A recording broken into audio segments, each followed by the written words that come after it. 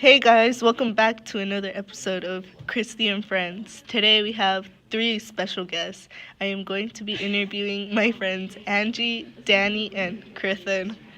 They're going to be telling us a little bit about problems in the secondary job sector. So, Angie, tell us, what are some of the problems different races/ ethnicities face in a typical secondary workplace?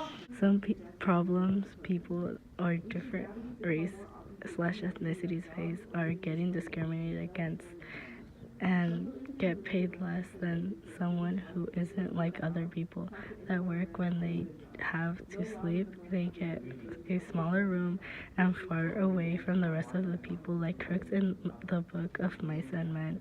Also, they typically get the harder jobs in factories and other people that of the same race, or they might get put in the back so no one would be next to them. It is super important to be aware of this because we need to know what people are doing to stop. Sometimes they don't get paid because other companies had to pay the other ones and have to wait until another day to get their money. And people should know about this because these people need their money to feed their families and themselves. Wow, Angie, that is just horrible to hear. I was definitely not aware of this. Are there any people doing anything about this? Actually, Christy, there is people are raising awareness about this just like me. They're also doing programs for people that are discriminated against because of their race to get better paying jobs and get the same health care as others. Overall, they are fighting for their rights and protesting. Can you tell me a little bit about what kind of obstacles they face? Some obstacles that they face are humiliating treatment, discrimination, dividing people among them, race, and sometimes even physical violence. Wow, I am speechless. How can we be part of the solution of this terrible problem in our community? We can protest and put up posters. We can also try to have more programs that will defend people from that. You guys heard it here first. Make sure to be aware that these kind of problems are happening to this day. So make an effort to put an end to this. Thank you for coming today, Angie. This interview was very eye-opening. Now, on to our next guest, Danny. Welcome to the show, Danny. What are you going to be talking to us about today? Today, I'm going to inform you guys on what people with disabilities go through in jobs in the secondary job sector. Some problems they face are prejudice and getting paid less because of the fact that they're disabled. It is important to know what they face because it is not fair and no one should be discriminated against. What are people doing to help? The U.S. Chamber of Commerce and the National Association of Manufacturers are expanding job opportunities for all workers, and unions also advocate for them to get better paid.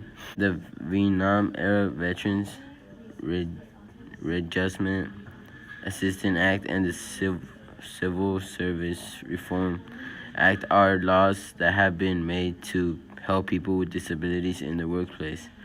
Thankfully, there have been no laws made to restrict their advance. Thank you for informing us, Danny. Now, on to our final guest. Welcome to Christy and Friends, Krithen. Are you excited to be here? Oh my god, yes. I've been the biggest fan since forever. It's such an honor to be on your show. So, Krithen, tell us about unions. Well, Christy, labor unions fight for better wages, reasonable hours, and safer working conditions for employees. The problems that unions fight for are important to investigate because a lot of people working in the secondary sector are working in horrible conditions and are receiving low pay, which is not fair, and they definitely deserve better for their hard work. It is honestly so sad to hear about people who work so hard in manufacturing jobs and they're getting super low pay and are working in really bad conditions. The unions are the ones who help employees like this, though, right? Yes, unions represent all of the workers and have the power to negotiate for more favorable working conditions and other benefits through collective bargaining. I suppose these unions face obstacles sometimes, right? Yeah, actually, companies use scare tactics to stop the unions from asking for what they want and use scare tactics to try to prevent unions from forming in some cases. What can we do in our community to help unions and secondary sector workers? We can bring awareness about this to the community because not everyone might know about this happening. And also, we can help the unions form protests. So that's what we can do to help. But have there been any laws made to help? There actually have been several laws made to help unions and no laws made against them.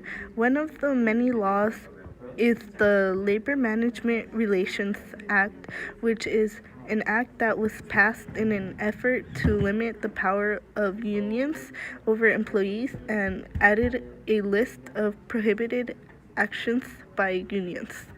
How have unions changed over time from the time of the Great Depression? Unions have changed over the time from the time of the Great Depression because before the employees felt like they had no power and couldn't do anything about the problems, but now they stand together and negotiate terms to get what they want. Well, that's going to conclude our show for today. Thanks for tuning in to Christy and Friends.